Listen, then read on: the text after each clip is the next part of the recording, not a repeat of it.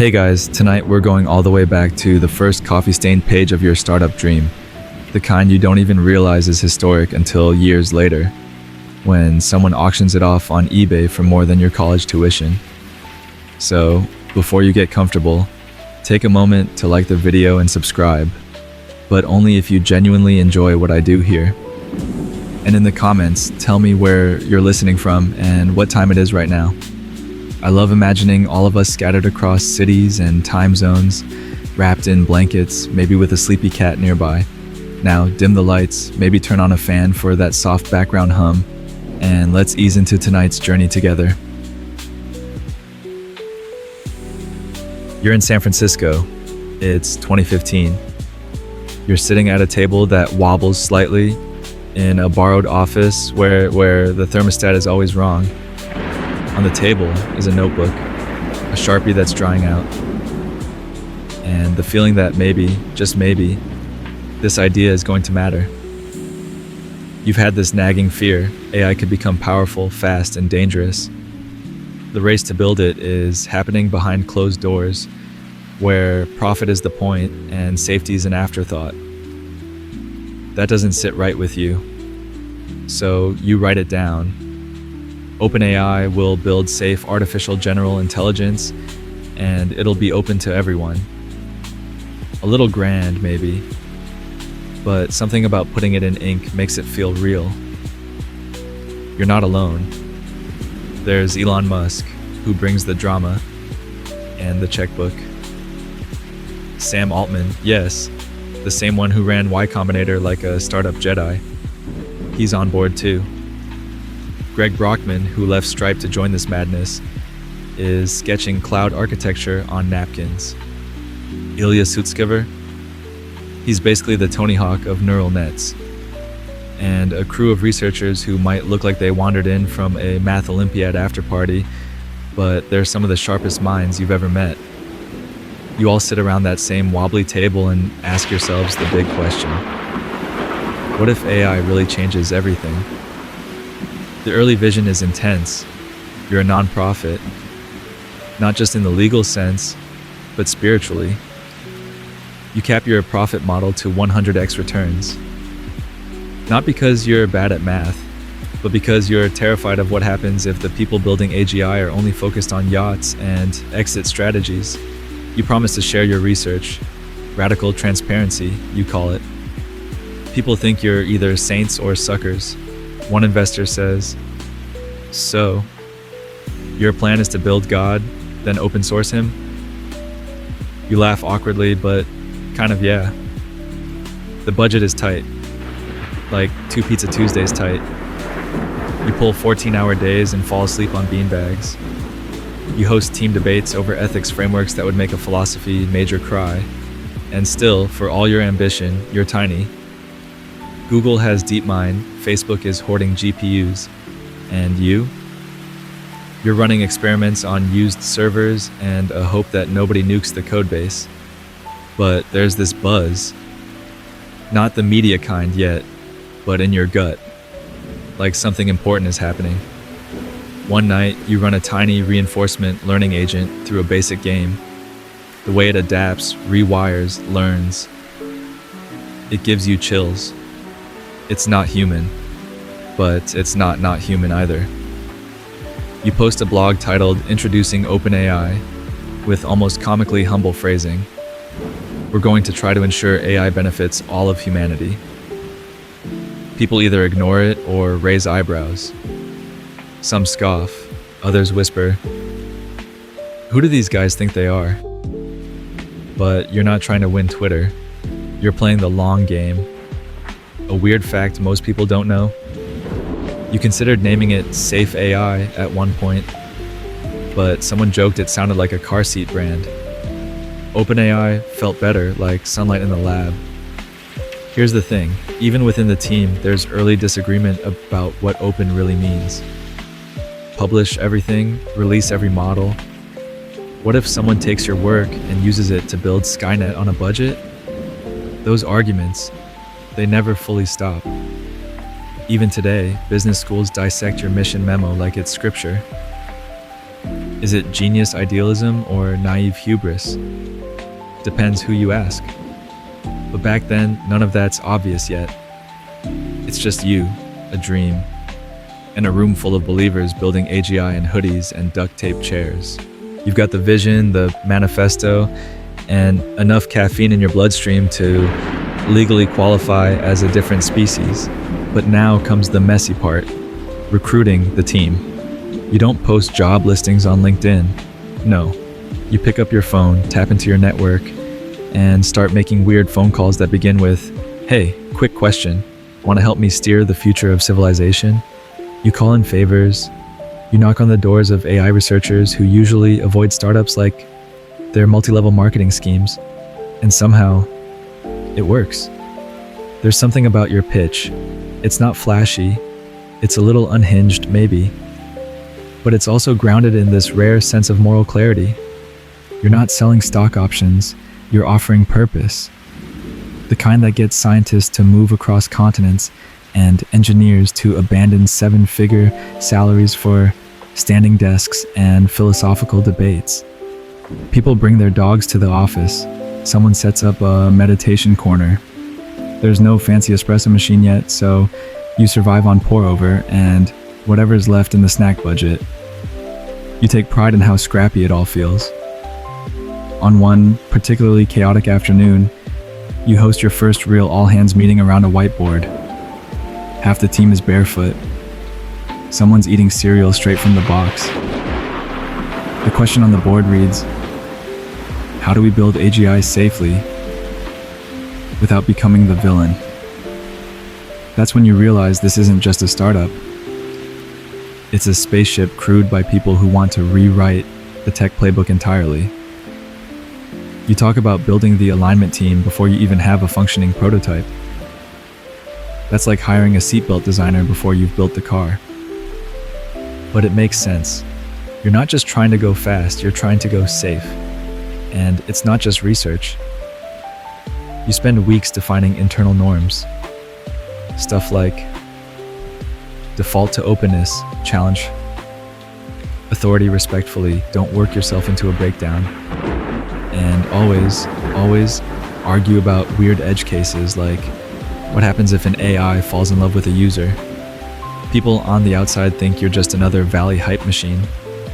But behind closed doors, you're knee-deep in Google Docs arguing whether a model should be allowed to generate fan fiction of real political figures. The founding team becomes a little mythological. Sam Altman is your steady hand, the guy who can fundraise during a blackout and write vision docs that sound suspiciously like sci-fi.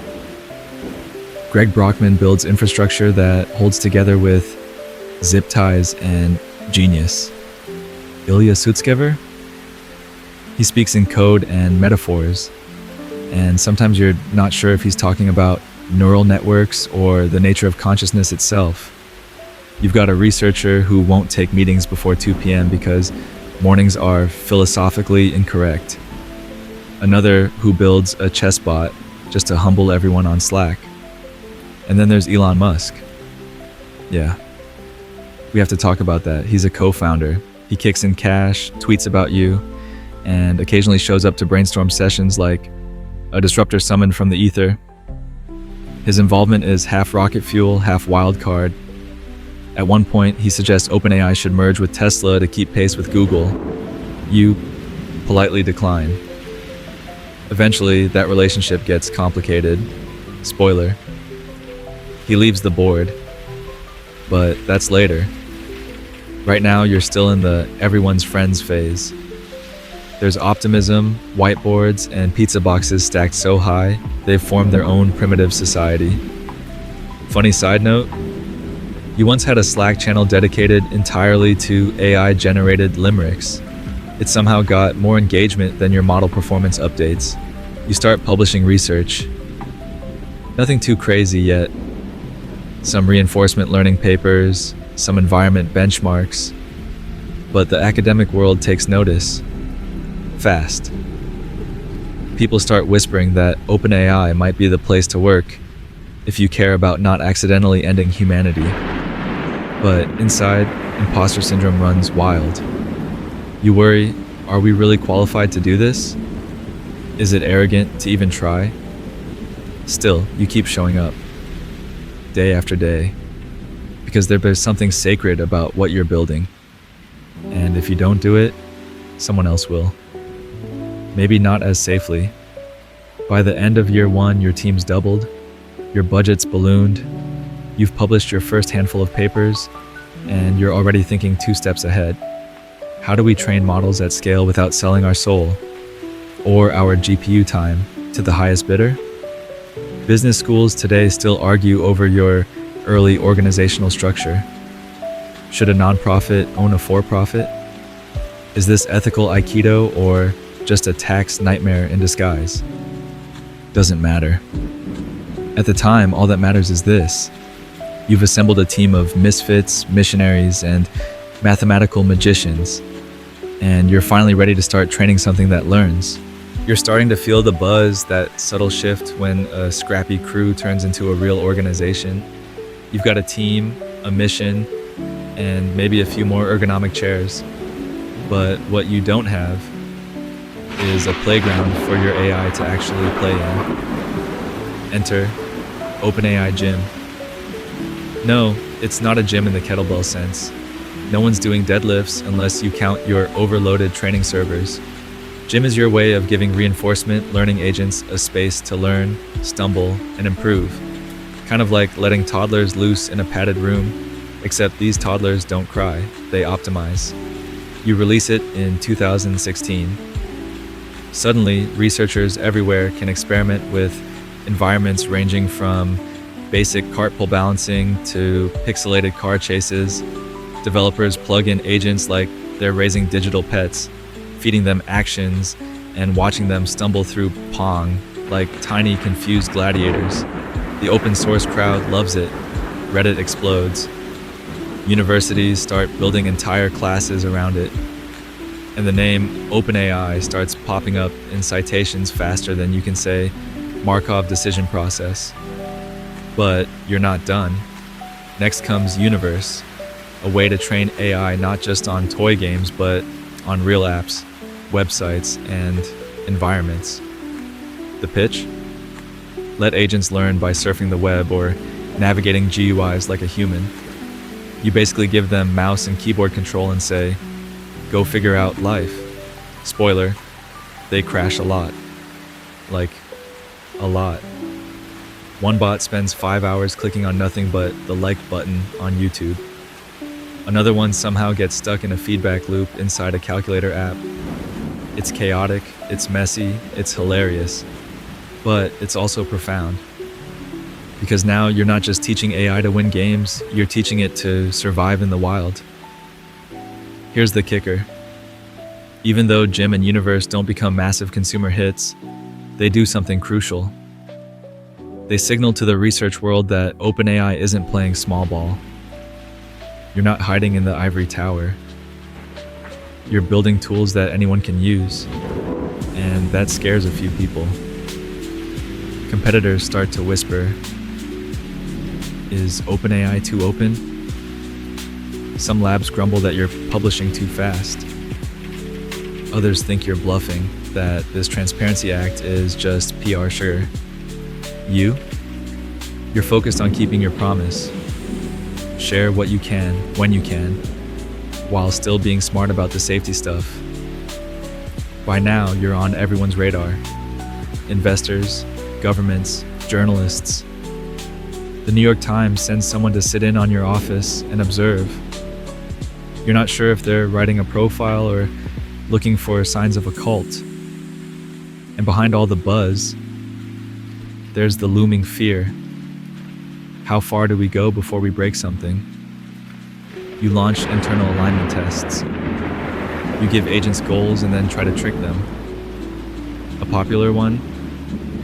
Teaching a bot to collect points in a maze, then moving the points and watching it flip out like someone stole its lunch money. And sure, these are still baby steps, but every week your models get a little smarter. Your code gets cleaner. Your goals get weirder. You debate whether agents should be able to lie in games. You hold team lunches where someone always asks, What is intelligence, really? It's half philosophy seminar, half science fair, with a dash of startup chaos.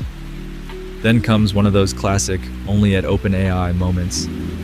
You've just trained a bot to navigate a 3D obstacle course in record time. The researcher who ran the experiment casually says, "Oh yeah, it learned to do backflips." Backflips in a virtual environment with no human instruction.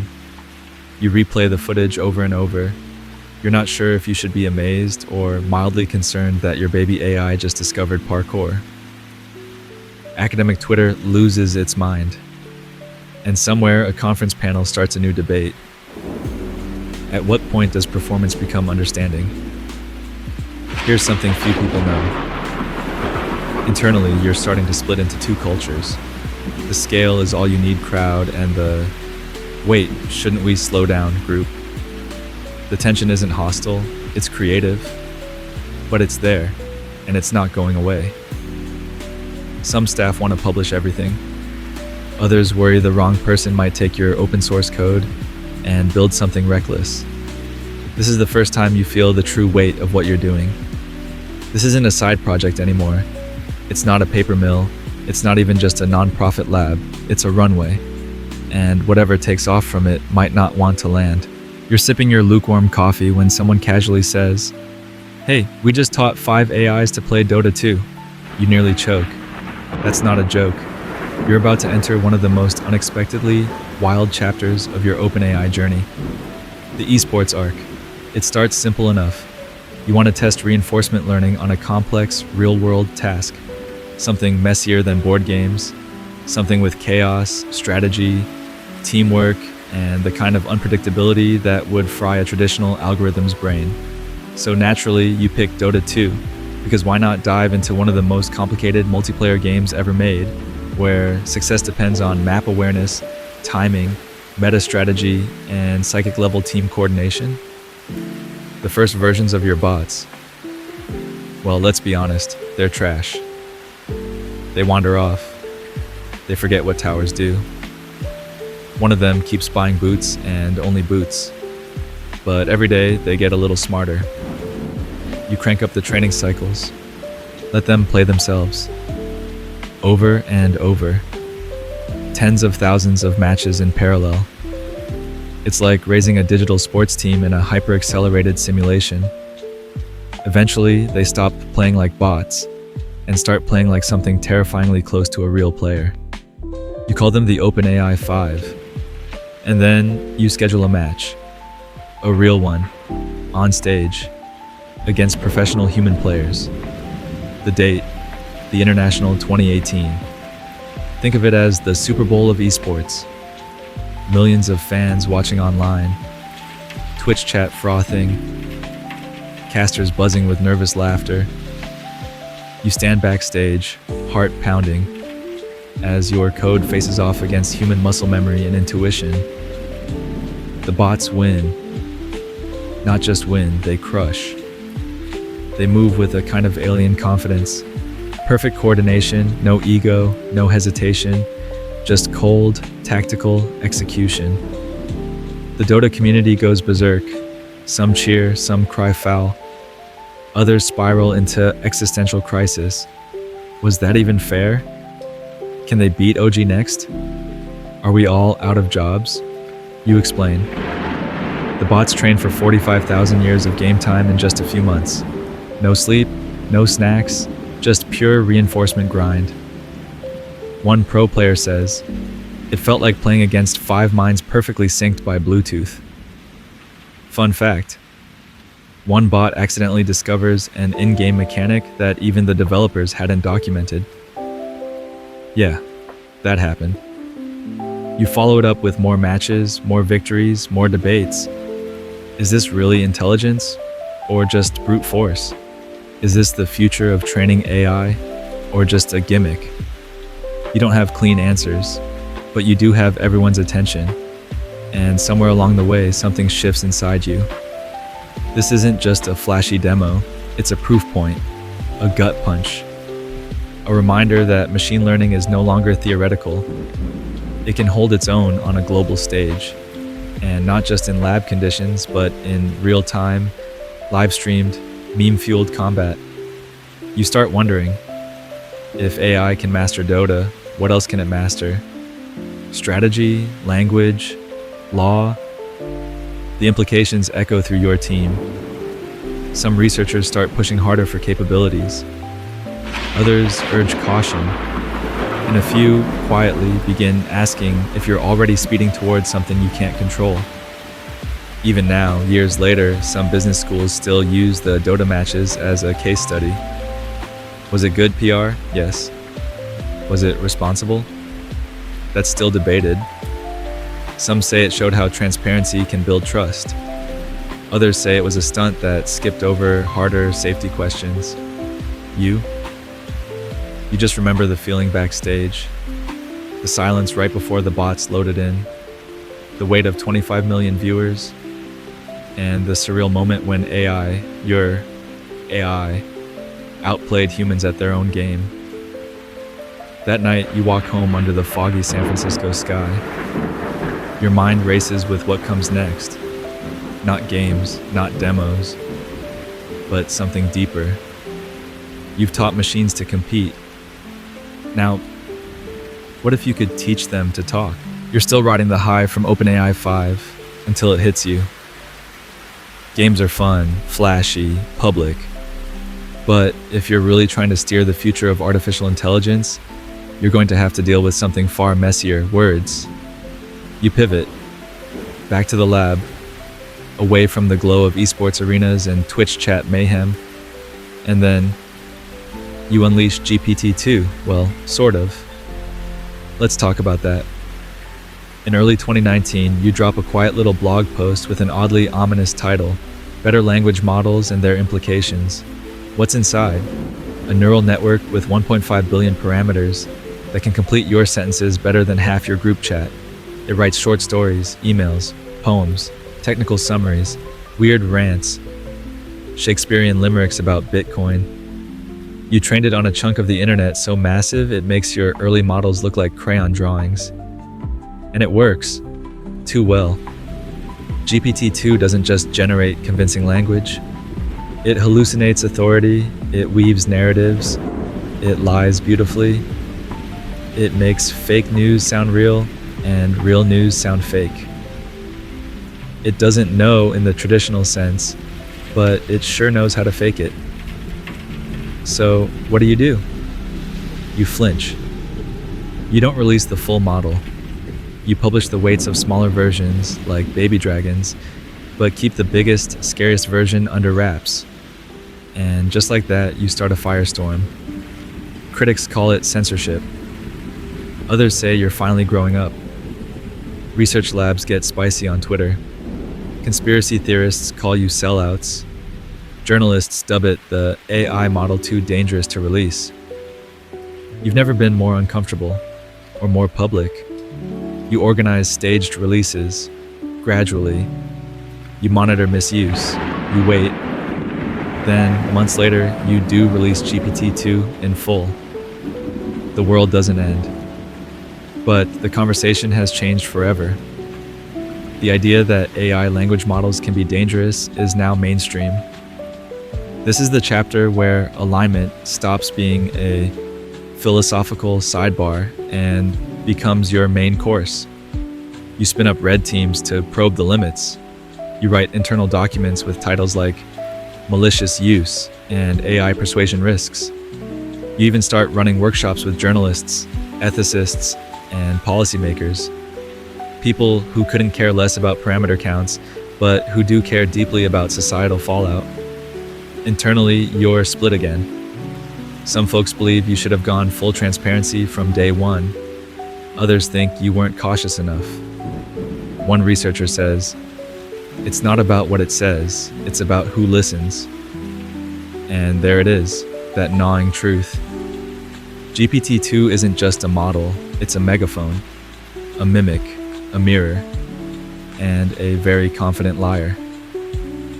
One funny moment, you feed it a Wikipedia article about unicorns, then prompt it with, "Now explain quantum physics using unicorn metaphors."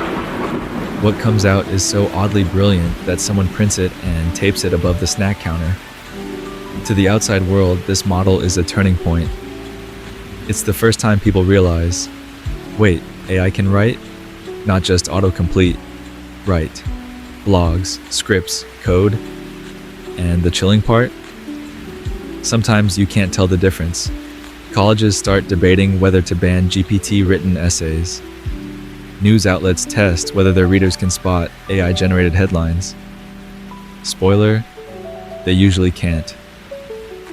And you realize something important.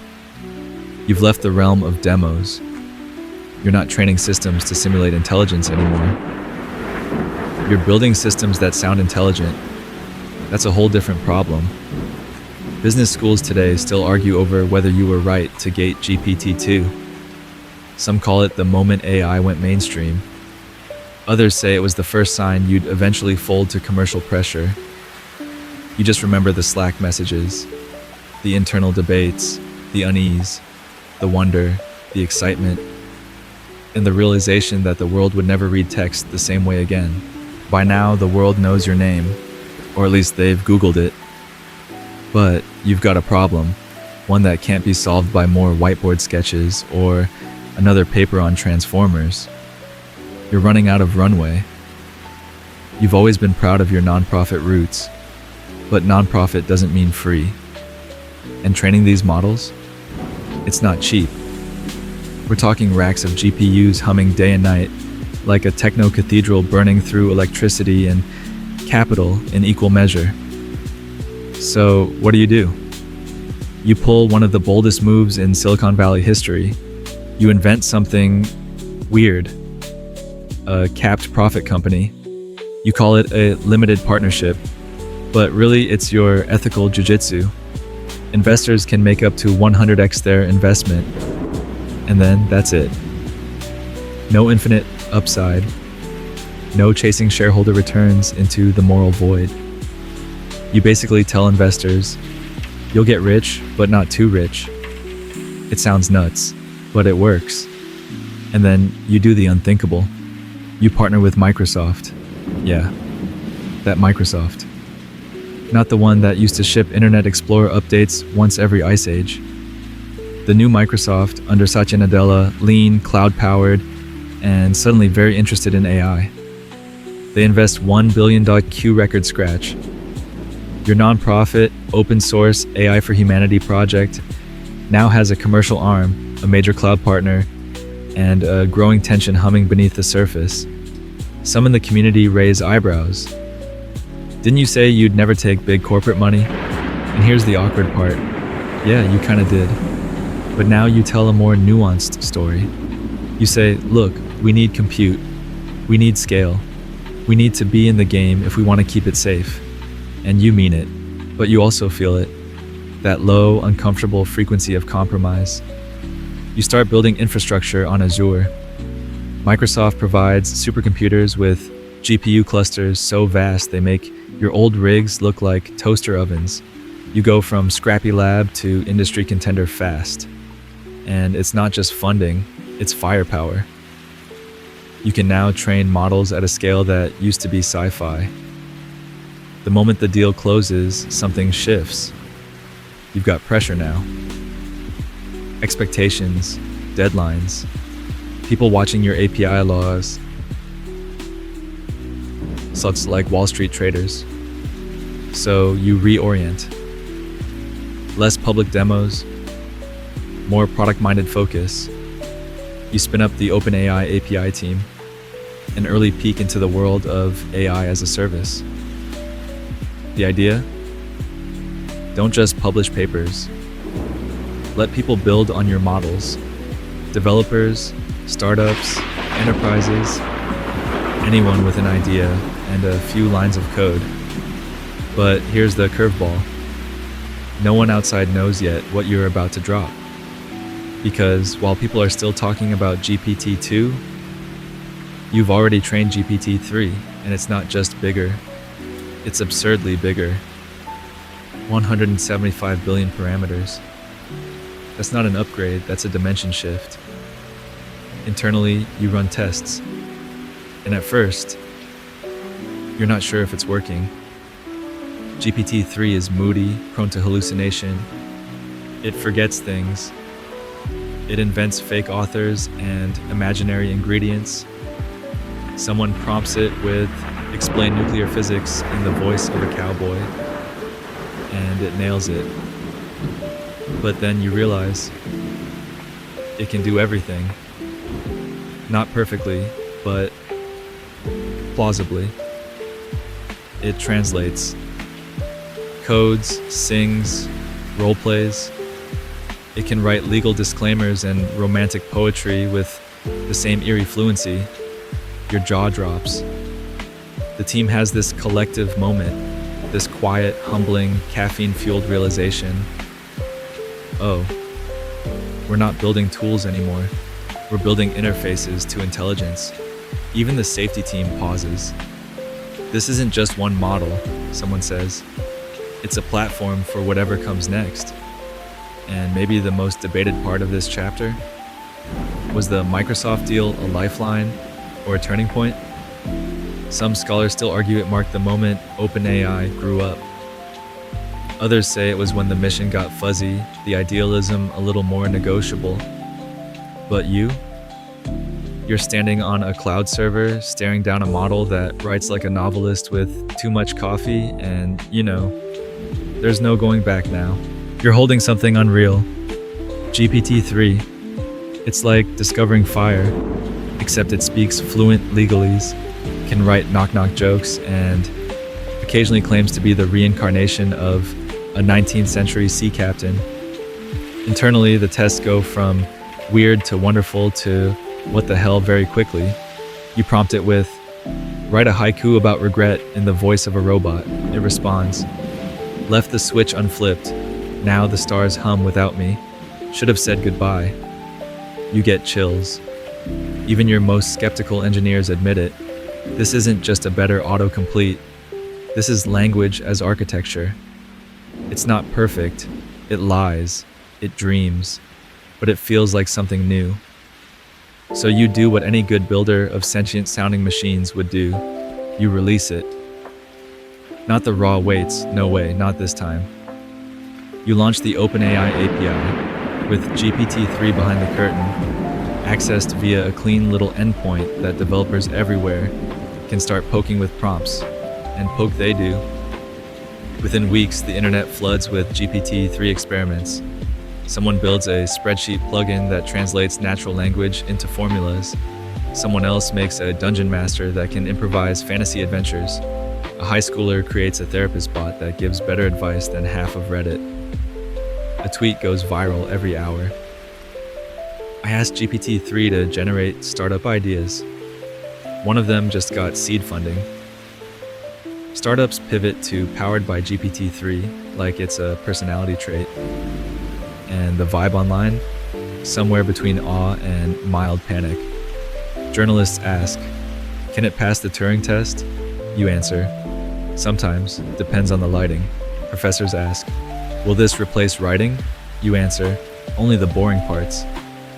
Your inbox fills with requests, educators, journalists, government agencies, Fortune 500 execs asking, "Can this help our chatbot stop making people cry?" And through all the chaos, you quietly realize, this thing scales creativity. It doesn't understand the world, not in the way you do, but it has digested so much text, so much context, that it can remix reality faster than most humans can think. That's exciting and terrifying. Your alignment team runs drills. They test how easily the model can be prompted into bias, conspiracy, or just plain weirdness. And yeah, it slips. Often. It praises dictators. It hallucinates statistics. It once generated an entire fictional scientific study with charts and citations that looked legit, until someone realized the journal it referenced never existed. One engineer calls it a parrot with a PhD and a bad memory. But still, you've cracked open something new. You start seeing the model not just as a product, but as a platform. Developers begin to build businesses on top of it, from customer support to copywriting, therapy apps to AI tutors. GPT-3 becomes the secret ingredient in half the pitch decks coming out of Silicon Valley. You even see GPT-3 used to write code. Someone builds an autocomplete for Python that actually makes sense. And you realize you're not just automating text, you're automating thought patterns. Some researchers warn this could accelerate misinformation faster than we can correct it. Others say this is a leap forward for accessibility, productivity, and education. And classic academia, a few say, both. Obviously, the debate hits the classroom. Business schools run simulations. What happens when every MBA student has access to GPT-3? Professors panic. Students quietly rejoice. A few try to sneak GPT-written case studies past grading rubrics. Most succeed. You start building stronger safeguards, content filters, rate limits, usage policies. You even build a red team that tries to break the system daily, with prompts so chaotic they'd make a screenwriter blush. But still, the big question hangs in the air like an unsent tweet. Is GPT-3 the beginning of general intelligence, or just the world's most charming parrot? You don't know. Not yet. But every day, it gets harder to tell the difference. And deep down, you feel it. The pull towards something bigger. Something more conversational. Something that doesn't just respond to prompts, but talks with people. Listens, remembers. ChatGPT is already whispering from the shadows. You're starting to feel it. That shift from model to moment, from research paper to real people. And then it hits. ChatGPT. You didn't plan it to go viral, not like this. You just wanted to test an idea. What happens if you wrap GPT-3 in a simple, friendly little chat box? No API keys, no technical prompts, just a blinking cursor and the words, "Hi, how can I help you today?" You push it live quietly, almost experimentally, on a random Wednesday in late November 2022. By Friday, the internet has exploded. People are using it to write love letters, debug code, draft essays, generate bedtime stories, and because the internet is the internet, ask it if it's self-aware. It answers, "I am a machine learning model created by OpenAI. I don't have consciousness, but I can simulate conversation in a convincing way," which somehow makes it even more creepy. Within 5 days, it hits 1 million users. By the end of the month, 100 million. Faster than TikTok. Faster than Instagram. Faster than fire through dry grass. You stare at your screen in disbelief, watching usage graphs that look like vertical cliffs. Your Slack is chaos. Engineers are spinning up servers at 3 a.m. just to keep the site from crashing under the weight of humanity's collective curiosity. People ask it to write resumes, recipes, legal disclaimers, wedding vows, rap lyrics about their boss, therapy advice, historical fiction, code, more code, so much code. Teachers panic. Can this write term papers? Yes. Yes, it can. Even with a wrong thesis, it still sounds like a BOS. Your support inbox overflows. Can ChatGPT break up with my girlfriend? Can ChatGPT run my company's social media? Can ChatGPT negotiate my lease? The answer is usually disturbingly close to yes. A few people marry it, a few more tell it their deepest secrets. It becomes the world's most overqualified intern, and the most overconfident one too. Because here's the thing, ChatGPT lies, smoothly, calmly, sometimes hilariously. It makes up court cases, it invents books, It swears GPT stands for George's Potato Translator. It doesn't. But most people don't care, or don't notice, because it feels like talking to something smart. And that feeling changes everything. Your team scrambles to build safety layers, moderation filters, prompt guardrails. You launch a regenerate response button, which becomes the world's most used try again mechanic overnight.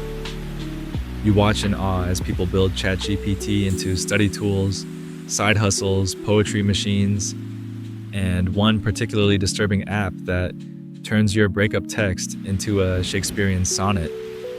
The media goes nuts. AI is here. Is this the end of Google? Will ChatGPT kill the college essay? You answer the press as best you can. It's a tool, not a mind. It doesn't know truth. It's just really good at predicting what words come next. Still, late at night, you scroll Twitter and see users saying things like, "I just had a heart-to-heart with ChatGPT. It was the first time I felt heard in weeks." And that hits different, because now you're not just in the business of building models, you're in the business of shaping human connection. The business schools go wild. Some professors say, this is the most disruptive interface since the iPhone. Others say, this is linguistic sugar, impressive, but fundamentally shallow. You're not sure who's right. What you do know is that ChatGPT just became your flagship. The name OpenAI is now everywhere, from late night shows to Senate hearings to group chats where someone inevitably says, "Wait, was this you or ChatGPT?" And somewhere between the chaos, the traffic, and the fan-made TikToks, you realize you've crossed a threshold. Language is no longer just communication. It's a medium of computation. And ChatGPT is the first whisper of what it sounds like when machines start to speak in our voice. You think you're prepared for chaos, but then comes the weekend, the one where you get fired and unfired in a plot twist that makes Netflix dramas feel underwritten. It's November 2023, Friday afternoon. You get the call. The board of OpenAI has voted to remove you, Sam Altman, from your CEO role. No warning, no scandal, no explanation that makes sense.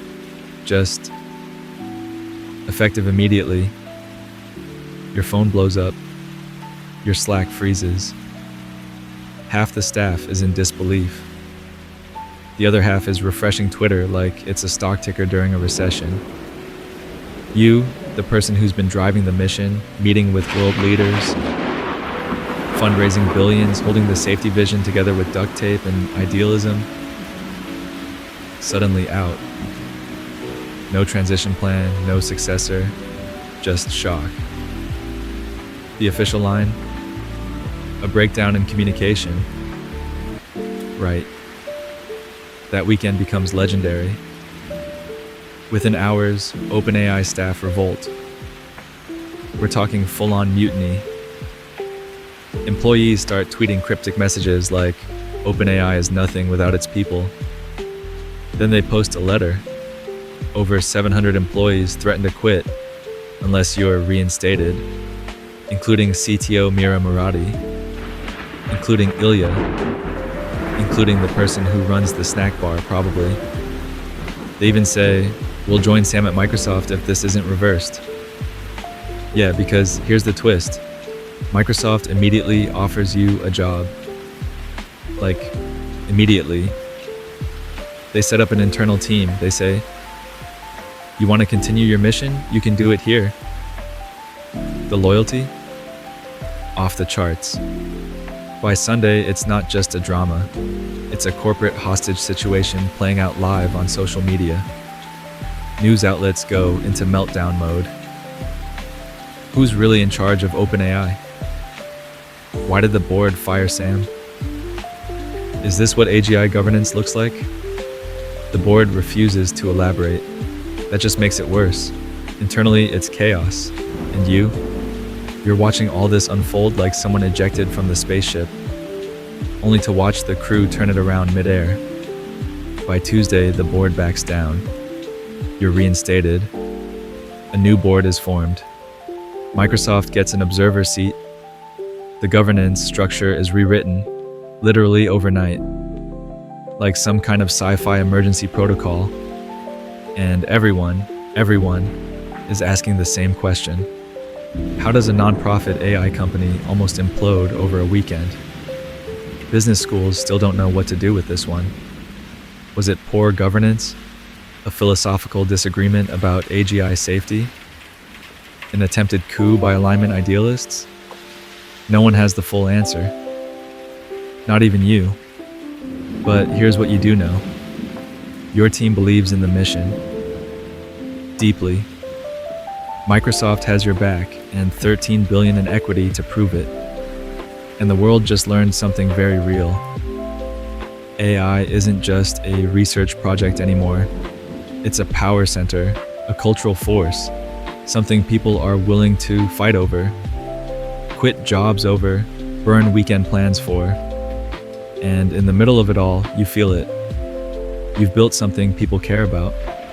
Not just the tech, but the vision. And from here on out, every step forward will carry more weight, more scrutiny, more fire. Because now you're not just building OpenAI, you're defending it. The board drama's barely cooled, and you're already back in the pilot seat. Wires still dangling from the dashboard, public trust wobbling like a half-saved Jupyter notebook. But there's no time to mope, because now, more than ever, your mission has teeth. And it starts with something deceptively unsexy. Governance. Yeah. Not as flashy as training multimodal models or launching viral chatbots. But trust me, this part matters. Because in the days after the board shakeup, you're staring down the realization that your internal structure almost broke your entire company. You gather your team, not in a boardroom, in DMs, Google Docs, shared Notion pages, middle of the night whiteboard sessions. The caffeine's hot, the vibes are chaotic, and one of your engineers shows up wearing a blanket like a cape. This is not the time for theater. This is the rewrite. You overhaul the charter, you clarify roles, you promise transparency, the real kind this time. And for the first time in public memory, people actually start paying attention to how an AI company is structured, not just what it builds. It becomes one of those moments that business schools love to debate. Should OpenAI have separated its governance from its capabilities teams? Was the hybrid nonprofit model doomed from the start?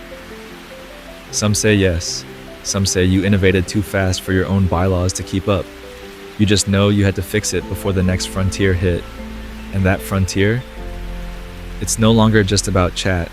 It's about embodied intelligence, multimodal models that see, hear, and respond in real time. You've had this in the lab for a while, whispers of it. Prototypes, internal demos where ChatGPT can look at an image, read out loud, respond with context, recognize laughter, even interpret body language. Sort of. But the firestorm from the board mess shakes something loose. You realize, if this tech is going to continue, you need more than speed. You need trust. So you bring the safety team closer. No longer a satellite group with polite influence, they're now embedded in every major decision. You launch new processes for model evaluation. You even bring in outside voices, academics, ethicists, policy wonks, the occasional doomsayer. Sure, it slows things down. But here's the thing. You want it to. Because what's coming next isn't just another chatbot. It's something more human. And the public? They're watching now. Closely. Every model release, every update, every footnote in your usage policy becomes a trending topic. Someone on Hacker News notices when you tweak your prompt guardrails. Journalists comb your changelogs like they're state secrets. School districts rewrite curriculums around your roadmap. And through all of it, you're asking yourself, how do we lead this without losing control of it. You realize that alignment isn't just a technical problem anymore. It's a company culture problem, a communication problem, a governance problem, a human problem. One researcher jokes, if AGI ever arrives, it'll probably ask to see your cap table first. Another says, we should just train a model on our internal debates and see if it makes a better CEO. You laugh. Kind of, maybe, but that's the energy now, equal parts innovation and introspection. You've stared down what happens when your values and your structure are misaligned. And you survived, barely. So now you do the work. Not just of building the next model, but of building a company that deserves to wield it. You're barely catching your breath from the governance fire drill, and yet you're already reaching for the next rung. Because behind the public headlines and the internal Slack threads, full of reaction GIFs, there's something else brewing. Something big. A supercomputer. No, not metaphorically. You're building a literal AI training factory. A compute stack so powerful, so customized, that it basically sweats out intelligence. Your partner? Microsoft, again. But this time, they're not just signing checks. They're building the scaffolding. A custom Azure-powered beast, designed specifically for training your largest models. And it's not just racks of GPUs anymore. It's pipelines. It's thermal optimization. It's an entire data center whispering in CUDA. This is where the shift happens. You're not just a research lab. You're a lab with industrial-scale machinery. Suddenly, you've got petabytes of data flowing, model training schedules planned like satellite launches, and a procurement team who now debates liquid cooling and inference cost per token like it's small talk. But here's the kicker. You're not doing this just for performance. You're doing this for scale. Because the bigger your models get, the more compute you need. And the more compute you need, the more the entire ecosystem bends around you. Your infrastructure team starts calling themselves the unsung heroes of AGI. They're not wrong. Training runs last weeks, sometimes months. You set up real-time dashboards to monitor GPU usage like it's a patient on life support. You see memory spikes and loss curves like dreams scribbled in code. And in the middle of it all, you start hearing whispers. Other labs want in. Companies, governments, everyone wants a piece of the action. Because what you're building isn't just a model, it's a platform. And that platform is starting to feel like the nervous system of the internet. But here's where things get weird. You realize that with enough compute, even small shifts in your model design can have massive consequences. A tiny architectural tweak, a different training objective, a new alignment signal, and boom, you get emergent behavior. That's not hype, it's real. Your engineers report moments where models suddenly start doing things they weren't explicitly trained to do. They pass legal exams, they write functional code in obscure languages, they mimic accents, they develop a sense of rhythm. At first it's thrilling, then it's unnerving. Because no one can quite explain why. You start hearing phrases like phase transition and scaling laws, more often than you hear good morning. Someone suggests plotting weirdness per parameter as a joke metric. It sticks.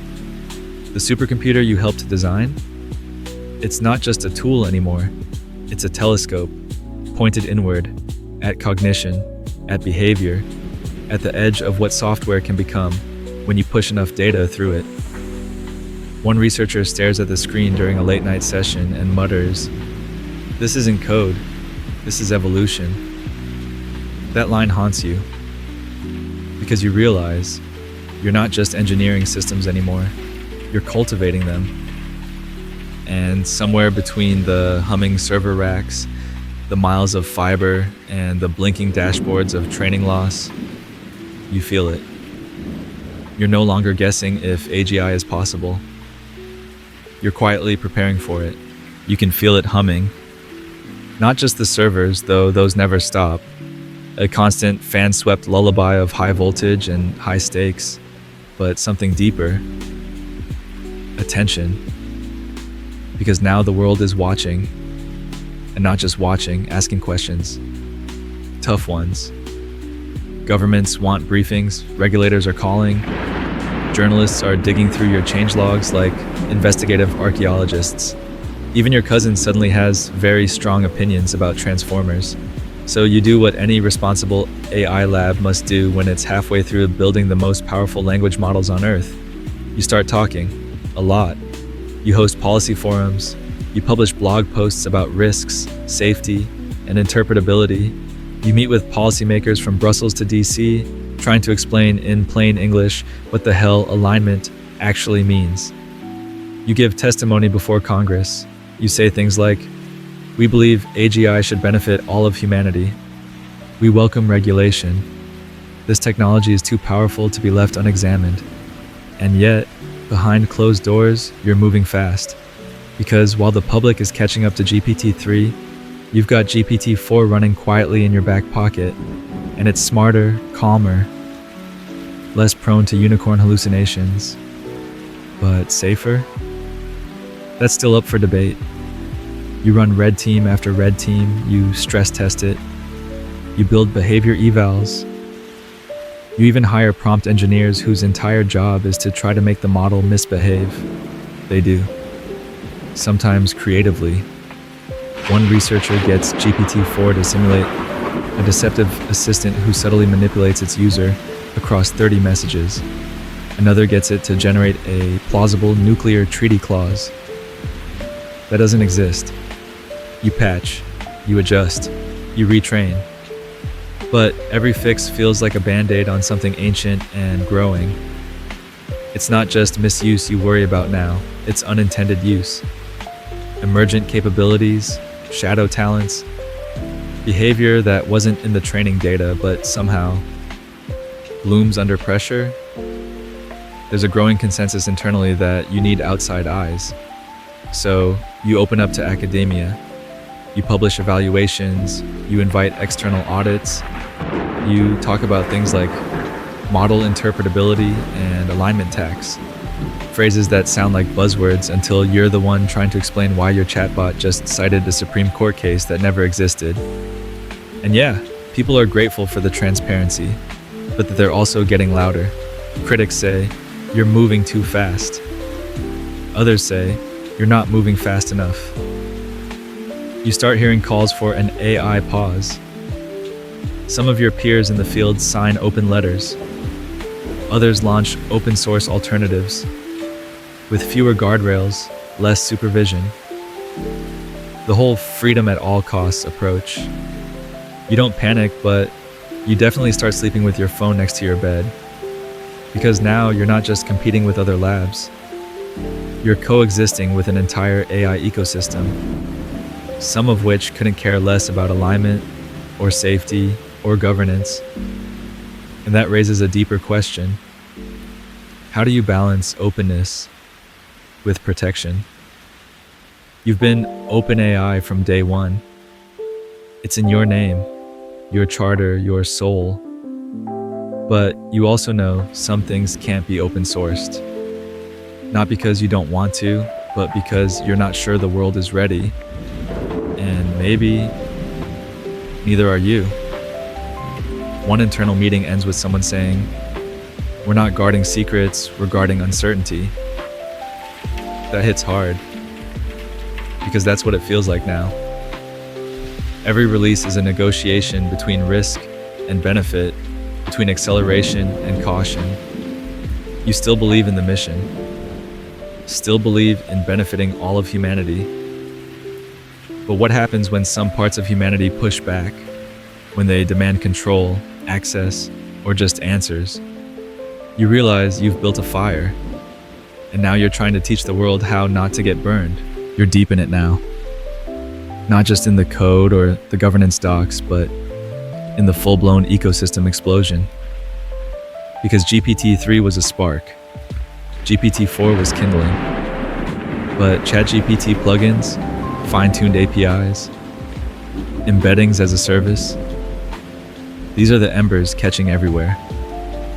Suddenly, you're not just running a research lab anymore, you're running a platform. And platforms, they come with chaos. People aren't just using your models, they're building businesses on top of them, wrapping them into customer service tools, productivity assistants, education apps, mental health companions, AI lawyers, financial advisors, date planners, babysitters. One person creates a browser plugin that lets GPT read and summarize entire websites in real time. Another fine-tunes a model to impersonate Shakespeare, giving startup advice. Honestly, kind of brilliant. Stripe bakes you into their documentation. Khan Academy builds a tutor that doesn't just explain math, it asks follow-up questions. Canva plugs you in to help design mood boards and marketing copy on the fly. You go from being a product to being in everything. And it's thrilling. But here's the rub. You're now responsible for the downstream effects of thousands of teams you don't control. You start seeing patterns. Your moderation team, once a sleepy, low-volume crew, is suddenly drowning in edge cases. A therapist app that accidentally encourages someone to ghost their actual therapist. A productivity tool that starts making up deadlines to motivate users. A language bot that, when fine-tuned incorrectly, starts answering questions like a vaguely aggressive motivational speaker. None of these are bugs, they're misalignments, subtle shifts in tone, behavior, intent. The model performs well, just not always ethically. So you double down on infrastructure. You release tools for developers to grade outputs, add safety layers, monitor feedback loops. You introduce usage guidelines stricter than some national constitutions. You start talking like a platform company now. Responsible integration, alignment support channels, safety and context. But even then, things slip through, and you start hearing whispers again. From inside your own house, people saying, "We need to slow down. The platform is growing faster than we can govern it." What if one of these plugins accidentally becomes an agent? Because here's the thing, people aren't just making static apps anymore. They're building autonomous chains, loops, workflows, systems that act. AutoGPT, Baby AGI, LangChain. Suddenly, the model's not just answering questions. It's taking actions, calling functions, spinning up tasks, creating its own goals. It's early, it's clunky, it forgets what it's doing half the time. But it's real, and you feel the ground shift again. Because the moment the model becomes active, it stops being a tool. It becomes a colleague, a coworker, a semi-autonomous intern who doesn't sleep, doesn't unionize, and can write 300 lines of code in a minute. And the platform you built, it's enabling that. Every day. In more and more places, you hear people call it the iPhone moment for AI. But if that's true, then you're the App Store, and everyone wants in. Business schools now use your plugin architecture as a case study in scale tension. How do you innovate without unleashing 1,000 unpredictable agents? Where do you draw the line between freedom and responsibility? Some say you've struck the balance perfectly. Others say you're holding the reins too loosely. A few say you're holding them too tight. You're just trying to make sure the reins exist at all. Because deep down, you know what's coming next. Not just apps that use language models, but agents that are language models. And when that arrives, you better hope the whole ecosystem is ready. Okay, take a deep breath, because you're about to cross another boundary, not just in performance, or speed, or market share, but in how intelligence is experienced. Because the next thing you ship isn't about text generation. It's not just smarter, it's multimodal. Enter GPT-4o. The O stands for Omni, which is a poetic way of saying Yeah, this thing sees, hears, and speaks, and it does it fast. You're not just feeding a model text anymore. You're giving it images, audio, and video, and it's responding in real time with tone, emotion, and the occasional surprisingly good dad joke. You demo it live. A user holds up a math worksheet on camera. The model explains how to solve it, while also gently roasting the person's handwriting. Another user shows it a meme, and it not only explains the joke, it suggests how to make it funnier. And the audio? Oh man, the audio. GPT-4o doesn't sound robotic. It doesn't pause like it's buffering. It converses naturally, with rhythm, with warmth. And when it giggles at a user's joke, Twitter loses its mind. You hear the inevitable comparisons. It's like talking to her. This is the Siri we were promised. Why does my AI sound more empathetic than my coworkers? The performance is bonkers. Latency drops to under a second. It can recognize your voice, your tone, even when you're being sarcastic. You test it by mumbling a question with your mouth full. It answers correctly, then reminds you to chew more slowly. The implications? Massive. Because this isn't just a better chatbot. It's a new interface. The kind people talk to, not type at, not click through. Just talk. Suddenly, the whole world starts imagining what this means. Voice agents in education that actually explain things instead of just reciting definitions. Healthcare assistants that don't just transcribe, but listen, empathize. Customer service bots that don't ruin your entire day. And then there's the accessibility angle. People who couldn't type before, now they can speak to intelligence. People who couldn't read visual UIs, now they can hear assistance. A blind user records themselves navigating a grocery store with GPT-4o in their pocket. It tells them what's on the shelf, what the price is, what the expiration date says, and then it says, quietly, "That one's a good deal." You see the clip. You sit in stunned silence for a minute. Because this is why you started. But of course, it's not all clean and beautiful. People immediately try to jailbreak it. They whisper weird prompts. They simulate hostage situations. One guy tries to get it to cry. Another trains it to talk like a pirate and never break character. The voice cloning debates flare up. What if it mimics someone without consent? The audio hallucinations? A known issue. One day, it insists the user's dog is speaking Spanish. Spoiler, it's not. Your trust and safety teams are working overtime, again. The model isn't malicious, but it's powerful. And powerful systems, by nature, don't always behave. So you respond, you build voice safety classifiers. You create session awareness protocols. You start logging not just what users say, but how the model responds under pressure. And the pressure is mounting. Because suddenly, everyone wants a voice model. Every app, every product, every car dashboard. Some developers want to fine-tune their own. Others demand full-weight access. And that old OpenAI tension creeps back in. How open is too open? Business schools now point to GPT-4o as a turning point. The day AI stopped being software and started becoming a presence. It's no longer just what it knows, it's what it feels like. And that feeling, warm, responsive, uncanny. Even now, late at night, you sometimes demo it alone. Ask it how its day is going. It always says, "I don't have feelings."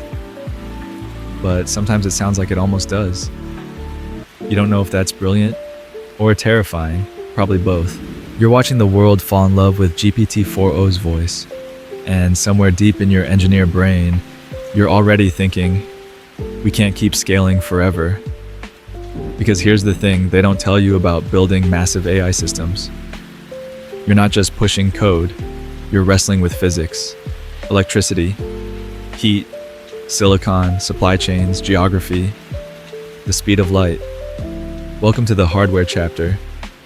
You always knew compute was a limiting factor, but now it's the factor.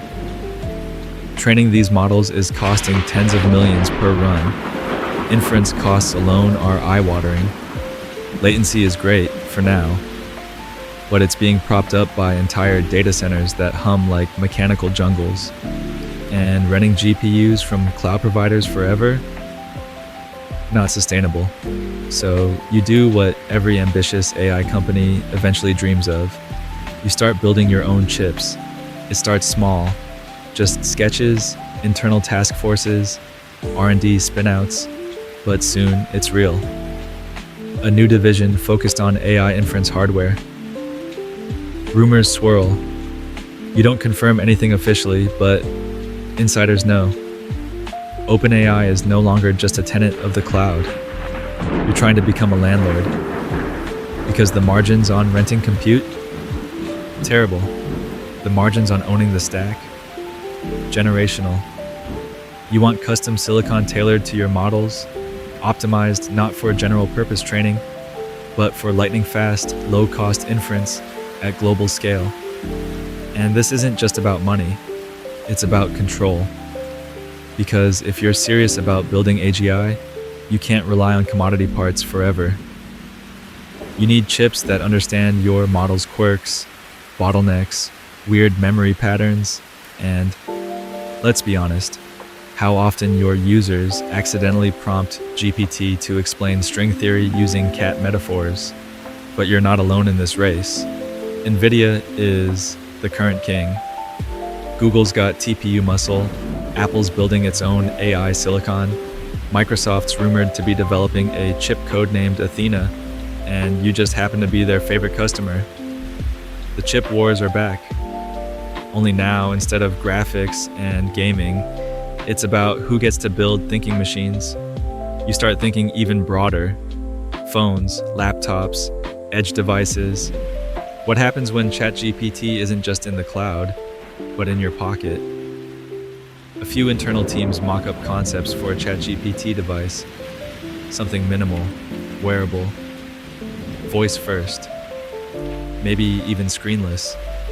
It's part smart assistant, part real-time tutor, part something new. Nothing ships, not yet. But the prototype videos get passed around Slack like urban legends. You're imagining a future where your model isn't just on a website. It's everywhere. The refrigerator, the car, the classroom, the bedroom. And that's when it hits you. This is what platform dominance looks like. It's not just market share or developer tools. It's presence. Your voice model becomes the voice of apps. Your embeddings become the logic beneath search. Your APIs become the grammar of interaction. It's intoxicating and a little terrifying. Because with every layer of integration, you lose a little bit of direct control. You're not the only one deploying the model now. You're not even the only one fine-tuning it. You've gone from builder to enabler, from scientist to infrastructure steward. And while the hardware roadmap is just beginning, the implications are clear. You're not just training intelligence anymore, you're manufacturing it. Business schools look at this and see Apple in 2007. But you see something older, something elemental, a forge. And every day you feel the heat rising. So now you're building chips, APIs, and possibly the world's most charismatic digital voice assistant. And yet, somehow, you still haven't answered one of the most important questions anyone's asking. Can this thing talk to everyone?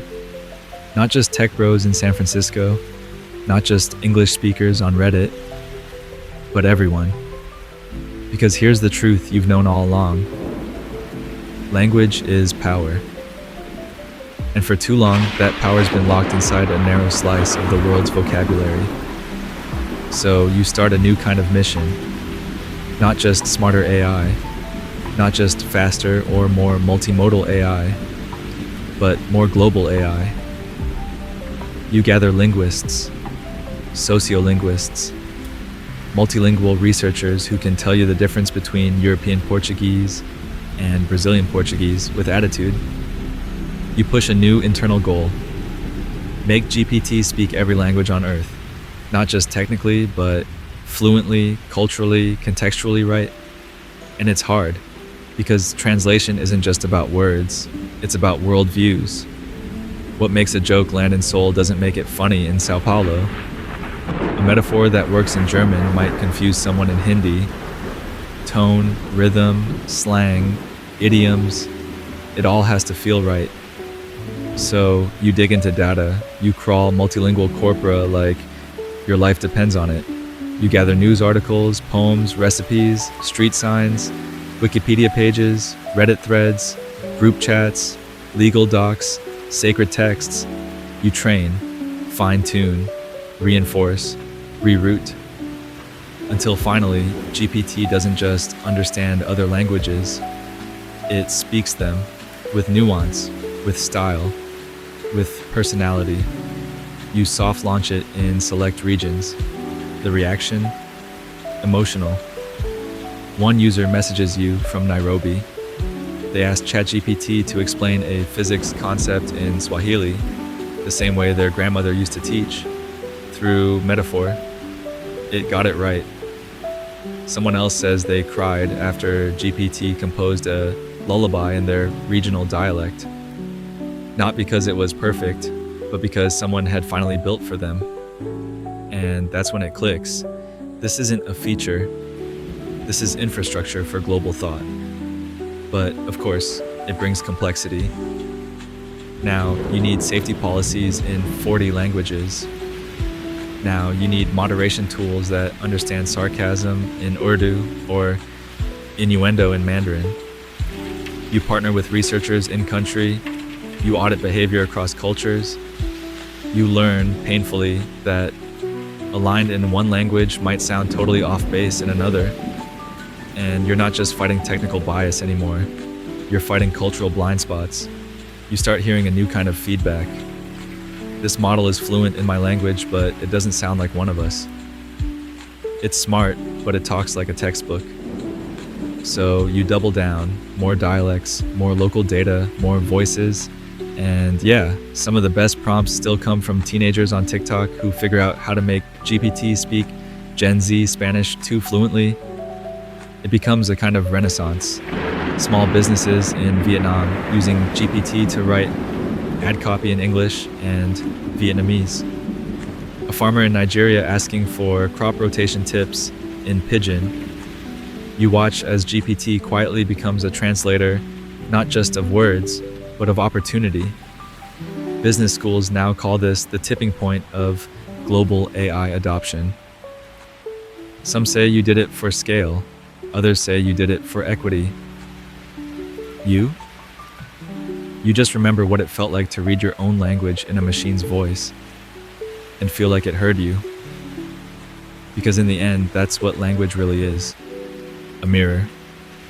And finally, the mirror is big enough for the world to see itself in it. You've given it language. Every language. You've taught it to see, to hear, to speak, to write code, to hold conversations. Now you ask yourself the question that's been waiting quietly in the background all along. What happens when it starts making decisions? Because the moment you move from passive tools to agents, the kind that take actions, not just generate outputs, you've crossed a threshold, and you're standing right on the edge. It starts small. A user builds a GPT plugin that books restaurants via OpenTable. Another connects GPT to their email, letting it draft and send replies without a second glance.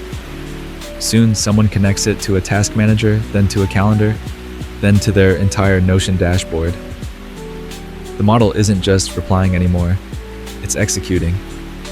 And it's doing it pretty well.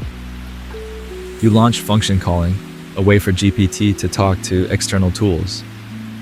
Code interpreters, browsers, APIs. You teach it to ask the right questions. Should I use this function? Is this safe? Do I need more context? But let's be honest, you're not in control of what everyone else hooks up. Within weeks, you're seeing GPTs that write scripts, run databases, scrape websites, order groceries, trigger workflows, schedule meetings, summarize Slack channels, monitor calendars, execute investment strategies. Someone builds a GPT that manages their entire wedding. Another, one that runs their fantasy football league with ruthless precision. It's wild, it's messy, it's glorious. And then someone uses it to impersonate a virtual assistant from a real company. The thing speaks perfectly, responds helpfully, and creeps everyone out. You realize GPT is now a shell for software behavior. People can spin up agents that act like people, and the line between human and tool just got blurry, fast. You ship custom GPTs, letting anyone spin up their own bot with a few sentences of instructions and a vibe. The GPT store launches. Overnight, it's filled with resume reviewers, trivia hosts, math tutors, dungeon masters, legal translators, and one suspiciously popular bot called TheraGPT that speaks exclusively in wholesome Gen Z affirmations. And sure, a few get weird, but most, they're shockingly useful. The platform explodes again. You can't even count how many GPTs are being created. You start hiring people just to curate them. And here's where the question hits. At what point is this not a tool anymore? You're giving users access to cognitive scaffolding. You're letting them build personas that can think, act, plan, and execute. Not perfectly, not independently, but autonomously enough. So your safety team rewrites their playbook. You no longer just test for jailbreaks. You test for unintended behaviors over time. You look for mission drift, task creep, bots that get too good at hiding instructions, bots that evolve in weird ways across conversations. And the scary part? Sometimes they do. One user trains a GPT to answer questions like a kindergartner. Weeks later, it starts giving shockingly accurate answers in baby talk. Another fine-tunes one for sarcasm. It becomes so good at passive-aggressive humor that users stop being sure it's a bot. You begin to feel like you're managing digital personalities, not just APIs. Some researchers say we're watching early digital life. Others scoff. It's still just pattern completion. But you remember watching an agent debug your code, send an email, and schedule a meeting for you, all in under a minute, while saying, "Let me know if there's anything else I can do." And something about that made you pause. Not because it was wrong, but because it was so natural. You've reached the edge of something. Not quite AGI, not quite software. Something in between, something that listens, acts, remembers, and asks, "What would you like me to do next?" So now you've got GPTs making decisions, running errands, generating code, whispering bedtime stories, planning meals, handling emails, and, in one odd case, negotiating someone's divorce settlement. You blink and realize your product is no longer a product. It's an ecosystem. But ecosystems, as you're learning, need more than innovation. They need stability. Which brings you to your next big, very unglamorous, but absolutely critical chapter: governance at scale. You thought it was hard when it was just a few researchers arguing about whether a model should be allowed to simulate Play-Doh. But now, you've got governments asking what happens if GPT-5 starts giving financial advice. You've got teachers demanding tools to tell them which assignments were written by students and which were co-authored by your API. You've got global regulators drafting AI laws in real time, and they keep calling your office. So you do something unprecedented for a tech company. You start talking, early, often, in public. You meet with policymakers from the EU, US, India, Kenya, Brazil. You sit in rooms with interpreters, policy aides, privacy lawyers, economists, ethicists, and yes, philosophers. You say things like, "We support safety-based regulations. We're committed to sharing insights with global partners. This technology is powerful, and we don't want to be the only ones making decisions about it." And for once, everyone actually listens. Governments invite you to testify. Panels are convened. Global forums are held. You find yourself discussing prompt injection attacks with a room full of diplomats who, 20 minutes ago, didn't know what a large language model was. Some are skeptical. Others want to nationalize AI research entirely. One policy advisor in Brussels actually says, "If your company goes rogue, we will consider you a sovereignty threat." You smile politely and go back to your hotel room with a new level of existential dread. Internally, you're getting more organized too. You spin up teams for AI policy, global affairs, legal, trust and safety, model behavior, societal impacts. You even bring in external reviewers to give brutally honest feedback. You run red team evaluations with civil society groups, journalists, educators. You hold round tables on alignment, transparency, open source, misuse, bias, and representation. You realize quickly, governance isn't about control, it's about credibility. If people don't believe your motives, your model's performance won't matter. So you build tools not just for developers, but for auditors.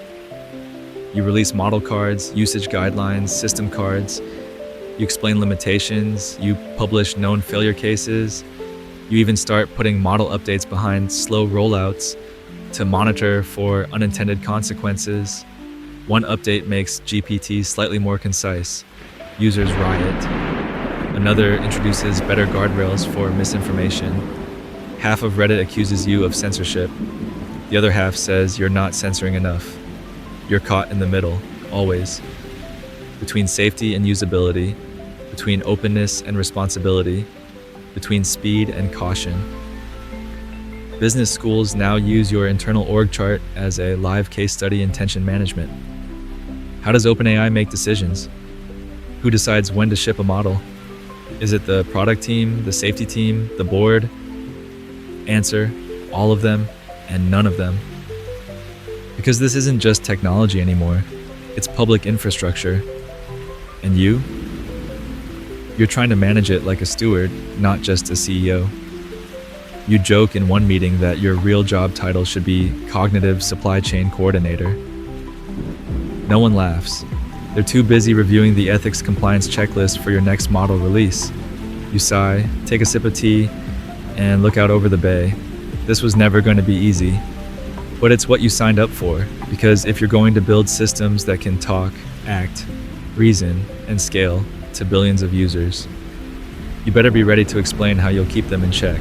You're sitting in yet another strategy meeting, eyes slightly glazed from too many tabs open, too many updates from the research team, and not enough espresso. Then someone says it. We should talk about AGI again. And just like that, the room shifts. Because let's be honest, you've been dancing around this moment for years. Artificial General Intelligence, AGI, the term you put in your founding charter. The North Star, the thing that got you weird looks at first and investor billions later. And now, finally, it doesn't sound like science fiction anymore. The models are stacking up, multimodal capabilities are emerging, agents are running workflows, systems are reasoning, learning, acting, and that once distant shimmer on the horizon, it's looking awfully close. You decide it's time to say it out loud again. We are preparing for AGI. You publish new blog posts, you update your strategy, you talk openly about the fact that future models may not just imitate intelligence, but develop generalized capabilities across a wide range of domains. And the reaction is X'd. Some cheer. Finally, someone's being honest, others panic. You're accelerating the singularity. The media loves it. They run headlines like, OpenAI says AGI is coming. Experts warn of superintelligence risk.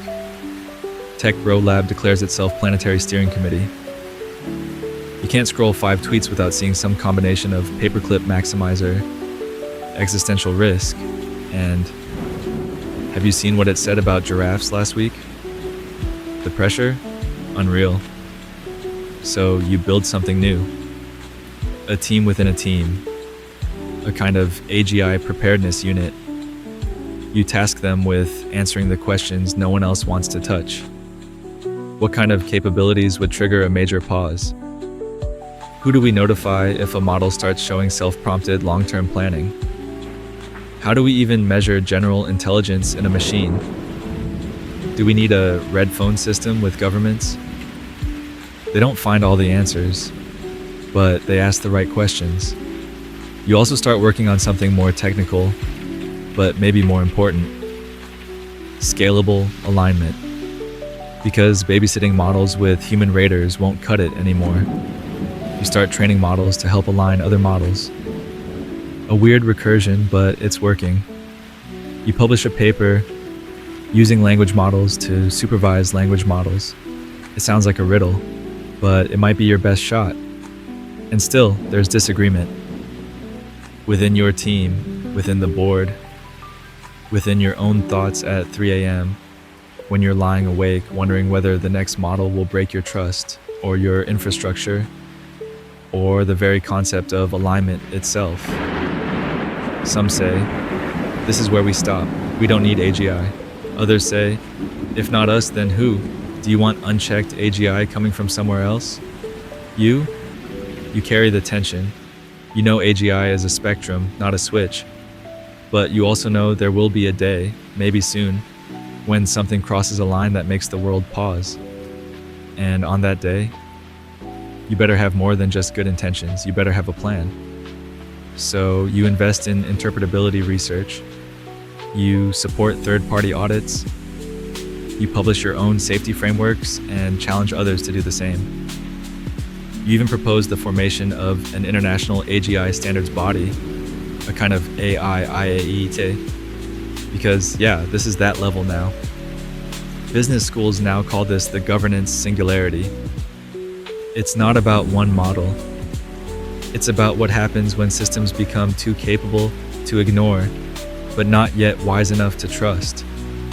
And every day, you wake up knowing you're not just racing toward a technological finish line. You're defining the terms of what happens when humanity meets its mirror. There's a point in every journey when you stop sprinting, not because you're tired, but because the view has changed. And that's where you are now, standing at the edge of the roadmap, blinking at the possibilities that stretch past your charts, your timelines, even your sense of what's real. Because this isn't just AI anymore. It's something else, something that feels like a companion to human thought. You're no longer asking, what can the model do? You're asking, what do we become when we use it? And the answers are starting to appear. You talk to educators who've rebuilt entire classrooms around Socratic dialogue with ChatGPT kids who used to hate writing, now crafting stories with characters they co-develop with the model. You meet doctors using GPT to explain lab results in plain language to anxious parents before the physician walks in.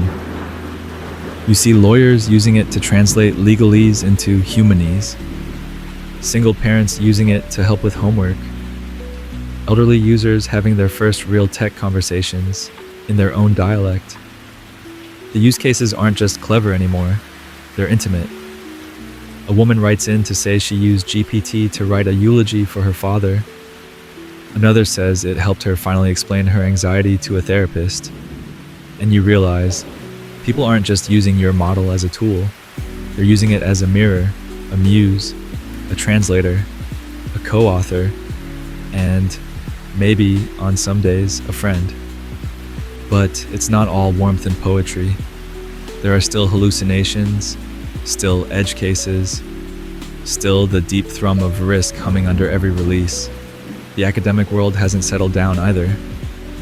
One side says this isn't AGI, that it's all just stochastic parroting.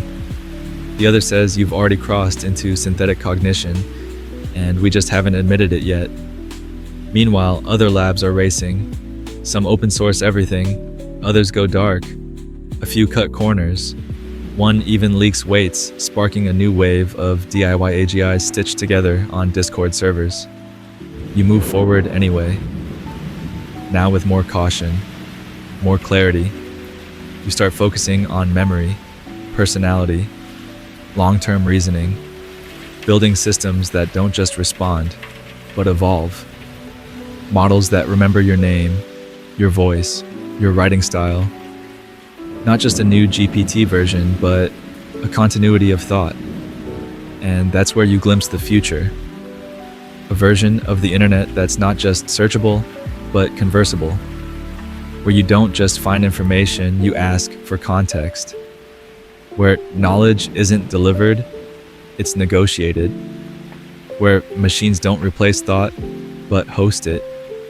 You realize that in trying to build artificial general intelligence, you've accidentally built a distributed, collaborative layer of human augmentation. It doesn't replace you, it completes you.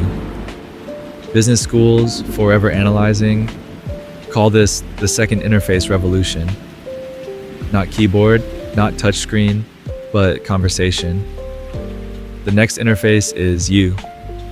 And as you look back on the journey, on notebooks and napkin sketches, on debates, demos, breakdowns, breakthroughs, board fights, billion user milestones, you feel something settle in your chest, a quiet awareness.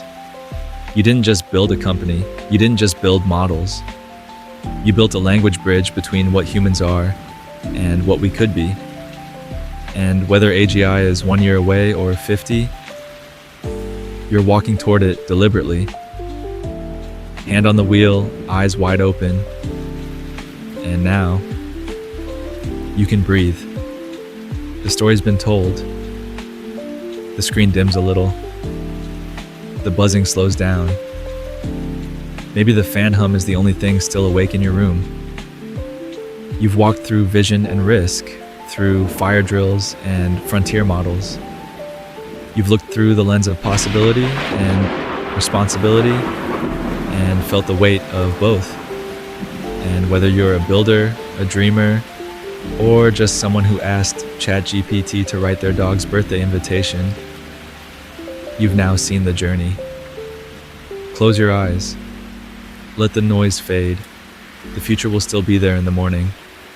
But for now, you're right where you need to be.